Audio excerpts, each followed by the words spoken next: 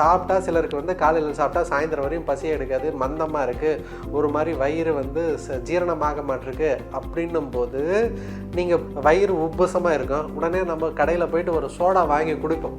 அப்போ குடிக்கும்போது நமக்கு ஒரு ஒரு ஒரு கம்ஃபர்ட்னஸ் கிடைக்குது இல்லையா? அதுக்கு காரணம் என்ன அப்படின்னாக்க, வயிற்றில் கேஸ்ட்ரிக் பிரச்சனையா, இல்லை சரியாமையா, அல்சரா, உள்ள இன்டர்னலாக ப்ளீடிங் ஏதாவது இருக்கா, இல்லை வந்து லிவரில் ஏதாவது பிரச்சனைனால வந்து கேஸ்ட்ரிக் ஜூஸ் செக்ரீட்டாக இல்லாமல் இருக்கா, இல்லை வந்து பேன்க்ரியாஸில் ஏதாவது தொந்தரவுனால வந்து ஜீரண கோளாறு இருக்கா அப்படின்றது வந்து என்ன நோயின்றது வந்து நம்ம கணிக்கணும். காலையில், மதியம், நைட்டு 3 நேரமும் தயிர் சாதம் மட்டும் சாப்பிட்ணும். அதில் தேவைன்னா கொஞ்சோண்டு உப்பு போட்டுக்கோங்க. இதுக்கு இடையில எந்த காயோ கீரையோ எந்த இதுவும் வரக்கூடாது அப்படின்றத சொன்னோம்.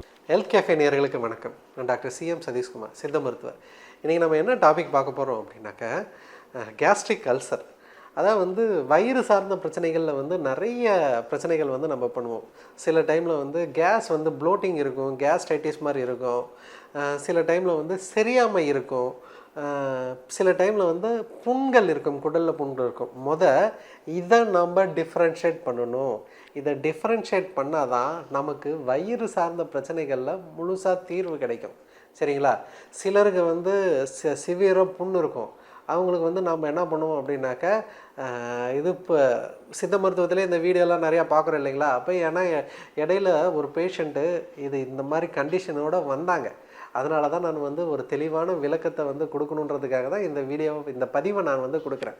அதாவது வந்து ஒரு பேஷண்ட் வந்து என்கிட்ட வந்தது என்ன அப்படின்னாக்கா, அவங்களுக்கு குடலில் வந்து புண்கள் இருக்குது. அவங்க எண்டோஸ்கோப்பி எடுத்து கேஸ்ட்ரிக் அல்சர்ஸ் வந்து சிவியராக இருக்கா.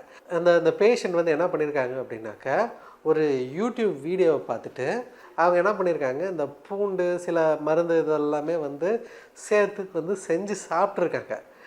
அவங்க சாப்பிடும்போது அவங்களுக்கு வலி அதிகமாக இருக்குது அப்படின்றது கம்ப்ளைண்ட்டு. சார் இது என்ன சார் எனக்கு வந்து வலி அதிகமாகிடுச்சு சார் அப்படின்னு சொன்னேன். அப்போ நான் சொன்னேன், ஆமாம், ஆல்ரெடி உங்களுக்கு வந்து புண்ணு வந்து அதிகமாக இருக்குது. புண்ணு அதிகமாக இருக்கும்போது நமக்கு இந்த பூண்டு சார்ந்த இதெல்லாமே வந்து நல்லாவே தெரியும்.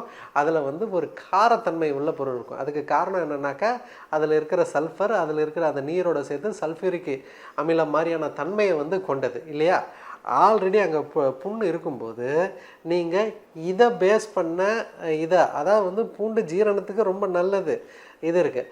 ஆனால் அவங்க என்ன பண்ணிட்டாங்கன்னா, அந்த ரேஷியோ கரெக்டாக போடாமல் அதிகமாக எடுத்துக்கிட்டதுனால, அப்போ எடுத்துக்கும் போது ஆட்டோமேட்டிக்காக என்ன ஆகிடுச்சு, அந்த புண்ணோட தன்மை அதிகமாகி வலி வந்துடுச்சு. சரிங்களா? ஸோ என்ன பிரச்சனை, அதாவது வந்து கேஸ்ட்ரிக், அதாவது வந்து உங்களுக்கு ஜீரண கோளாறு இருக்குது அப்படின்ற பட்சத்தில், இப்போ நமக்கு சாப்பிட்டா சிலருக்கு வந்து காலையில் சாப்பிட்டா சாயந்தரம் வரையும் பசியே எடுக்காது, மந்தமாக இருக்குது, ஒரு மாதிரி வயிறு வந்து ஜீரணமாக மாட்டிருக்கு அப்படின்னும் போது நீங்கள் பூண்டு இந்த மாதிரியான உணவு முறைகளை வந்து சேர்த்து சாப்பிடும்போது அது பசி தூண்டி உங்களுக்கு அந்த ஜீரணத்தன்மையை வந்து அதிகப்படுத்தி பசியை வந்து உங்களுக்கு தூண்டி விடும். அப்போ வந்து உங்களுக்கு அந்த சரியாமை வந்து குணமடையும். இப்போது சிவியர் அல்சர் பேஷண்ட்டுக்கும் நான் இதே மாதிரியான மருந்தை எடுத்துக்கும் போது என்ன ஆகும் அப்படின்னாக்கா, அது ஒரு கம்மியாக எடுத்தால் பிரச்சனை கிடையாது. பூண்டு நம்ம ரெகுலராக நம்ம உணவில் சேர்க்குறோம். ஆனால் அது தனியாக டோசேஜ் அதிகமாக வச்சு அப்போ நம்ம அதை சாப்பிடும்போது ஒரு கரெக்டான அணுகுமுறை இல்லாமல் எடுத்துக்கும் போது அது என்ன ஆகுது அப்படின்னாக்கா, அவங்களுக்கு அந்த பேஷண்ட்டுக்கு வலி வந்து அதிகமானது. சரிங்களா? அப்போது வலி அதிகமானதுனால ஆட்டோமேட்டிக்காக அவங்களுக்கு வந்து ஸ்பேசம் இதாகிடுச்சு. ஸோ சாதாரண கேஸ்ட்ரிக் பிரச்சனையோ இல்லை அல்சரோ என்ன பிரச்சனைன்றதை கண்டுபிடிக்கணும். இன்னும் சொல்லணும் அப்படின்னாக்கா, இப்போது நமக்கு குடலில் ஒரு ஹைட்ரோக்ளோரிக் ஆசிட் வந்து சுரக்குது. அதுதான் வந்து அது வீக் ஆசிட் தான். நமக்கு அதுதான் வந்து ஜீரணத்துக்கு வந்து நமக்கு நல்லா ஹெல்ப் பண்ணுறதுக்கு மெயினான ரீசனே வந்து அந்த HCl ஹைட்ரோக்ளோரிக் ஆசிட் நம்ம இதில் வந்து இது பண்ணுறது தான். சரிங்களா? இப்போ நம்ம ஏன் வந்து அந்த சோடா குடித்தோம் அப்படின்னாக்கா, நமக்கு அந்த புளிச்சி அப்போ வயிற்றுக்கு கொஞ்சம் இதமாக இருக்குது. சில டைமில் சரியாமை வந்து கொஞ்சம் வயிறு உப்பசமாக இருக்கும். உடனே நம்ம கடையில் போயிட்டு ஒரு சோடா வாங்கி குடிப்போம். அப்போ குடிக்கும்போது நமக்கு ஒரு ஒரு கம்ஃபர்ட்னஸ் கிடைக்கிது இல்லையா? அதுக்கு காரணம் என்ன அப்படின்னாக்கா, சோடாவில் வந்து சோடா உப்பு என்னது, வேறு ஒன்றும் இல்லை, சோடியம் பைகார்பனேட்டு இல்லைங்களா? இந்த கார்பனேட்டுன்றது வந்து சுண்ணாம்பு சத்து. இப்போது ஆசிடும் சுண்ணாம்பும் வந்து ரியாக்ட் ஆச்சுன்னா அது நியூட்ரல் ஆகி அந்த இடத்துல நீர்மம் ஆயிரும். இப்போ நம்ம குடலில் வந்து ஹைட்ரோக்ளோரிக் ஆசிட் வந்து செக்ரிஷன்ஸ் இருக்குது இல்லைங்களா, அது நமக்கு சில டைமில் அதிகமாக இருந்ததுனால இல்லை வந்து நமக்கு உணவோடு கலந்து அது வந்து அதோட தன்மை வந்து அதிகமாக இருக்கிறதுனால நமக்கு ஒரு மாதிரி வந்து சாப்பிட்ட பின்னாடி ஒரு ஒரு ஒரு டிஸ்கம்ஃபர்ட்டை வந்து கொடுக்குது.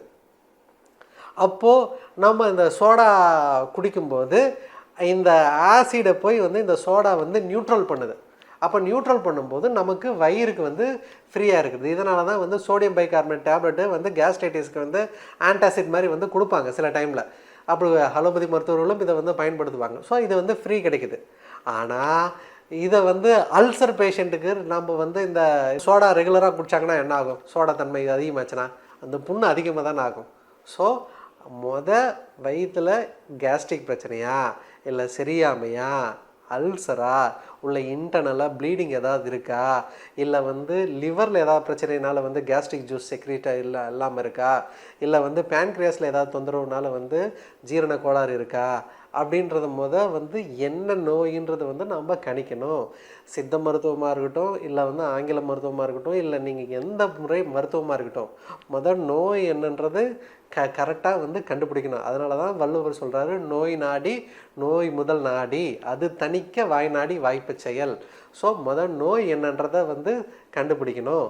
அதுக்கப்புறம் கரெக்டான மருத்துவர் அணுகி அதை வந்து நாம் மருந்தாக எடுத்துக்கும் பொழுது அவர் கொடுக்குற மருந்தாக உணவோ நம்ம எடுத்துக்கும்போது அதில் வந்து நல்லா இருக்கும். இப்போது அந்த கேஸ்ட்ரிக் கம்ப்ளைண்ட் அல்சர் இருக்கிற பேஷண்ட்டுக்கு வந்து நாம் என்ன கொடுத்தோம் அப்படின்னாக்கா வந்து அவங்களுக்கு உணவு முறையை வந்து ஸ்ட்ரக்சர் வந்து மாற்றணும். என்ன சொன்னோம் அப்படின்னாக்கா ஆமாம் நல்லா புண்ணாயிருக்கு.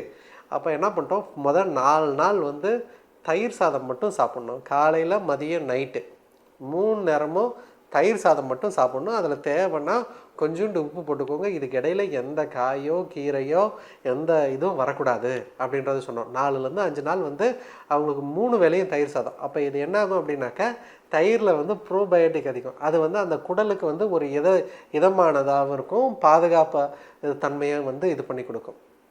அது கூட மருந்தாக நம்ம என்ன கொடுத்தோம் அப்படின்னாக்கா இது வேறு ஒன்றும் இல்லை, ஏலாதி சூர்ணம் சித்த மருத்துவத்தில் வந்து நம்ம பயன்படுத்துவோம். அப்புறம் அந்த அல்சரை வந்து அது வந்து அந்த குடலோட தன்மையை வந்து போக்குறதுக்காக.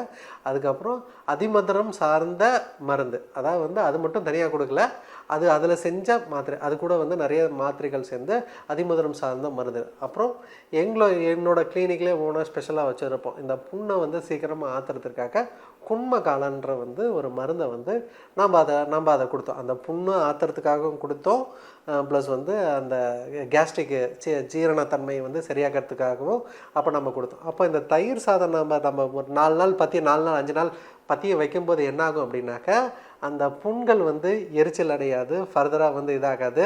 ப்ரோபயோட்டிக் வந்து நமக்கு வந்து குடலுக்கு வந்து மறுபடியும் உருவாக ஆரம்பிக்கும். அது வந்து அந்த குடலை சுற்றி ஒரு சளிப்படலை மாதிரி வந்து ஒரு பாதுகாப்பை உருவாக்கும். அதுக்கப்புறம் அந்த 5 நாள் கழித்து அடுத்த ஒரு வாரத்துக்கு இது மசாலா எதுவும் சாப்பிடக்கூடாது, எண்ணெய் பலகாரம் எதுவும் சாப்பிடக்கூடாது, ப்ளஸ் வந்து காய்கறிகள் வந்து ஹெவியானது எதுவும் சாப்பிடக்கூடாது அப்படின்றத வந்து ஸ்ட்ரிக்டானது. அதாவது வந்து எப்படி சாப்பிட சொன்னோம் அப்படின்னாக்கா நீர் காய்கறிகளை வந்து பயன்படுத்தி சாம்பார் காரமே இல்லாமல் தண்ணி, இந்த பருப்பு ரசம் அந்த மாதிரிலாம் வைப்பாங்கள்ல, அந்த மாதிரியான ஈஸியாக ஜீரணமாகக்கூடிய உணவாகவும் இருக்கணும். அதிகமாக மசாலா பச்சை மிளகா காரங்கள்லாம் எல்லாத்தையும் கட் பண்ணி விட்டுட்டு இந்த மாதிரியான உணவுகள் அடுத்த 15 நாளைக்கு 4 நாள் 5 நாள் வந்து தயிர் சாதம், அடுத்த 15 நாள் இந்த மாதிரியான உணவு முறை எடுக்க சொன்னோம். அப்புறம் எடுத்துட்டு அது கூட நம்ம மருந்துகள் உள்ளே கொடுக்க அவங்களுக்கு ஒரு 3-4 நாள்லேருந்து அப்படியே வலி படிப்படியாக அந்த இது கம்மி ஆயிடுச்சு. அந்த குடலில் இருக்கிற தொற்று வந்து இதாகிடுச்சு.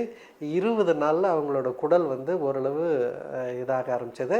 அப்புறம் நான் சொன்னேன், இருந்தாலும் பரவாயில்லம்மா, ஒரு மாதம் 2 மாதம் இதே மாதிரியான உணவு முறையை வந்து ஃபாலோ பண்ணுங்கள், குடலோட மறுபடியும் அந்த எக்கோ சிஸ்டம் வந்து ரெடி ஆகட்டும், அதுக்கப்புறம் நீங்கள் நார்மலான உணவுகளை வந்து எடுக்க சொல்லலாம் அப்படின்ன பின்னாடி அவங்க அதுக்கப்புறம் 1 மாதம் 2 மாதம் இதே மாதிரியான உணவு முறைகளை வந்து ஃபாலோ பண்ணாங்க.